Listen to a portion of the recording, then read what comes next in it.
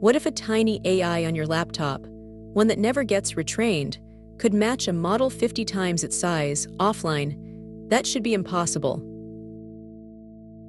The trouble is, the fuzzy stuff, flag the urgent log line, repair broken JSON, rank by intent, can't be pinned down in crisp rules, so we rent a giant cloud model on every single input.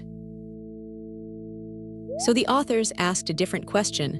What if the giant is the wrong kind of worker, not a per-input solver you summon forever, but a one-time builder? There's a trick to it.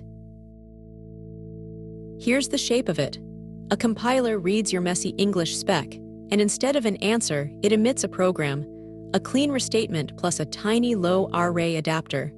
That adapter slots into a frozen little interpreter that's never retrained. But how does a sentence become weights? And this is the whole trick in one picture. Compile once in the cloud, your description becomes a neural program. Then run locally. The small frozen model loads that single file and answers on device, no internet. The cord is cut. Does it actually work?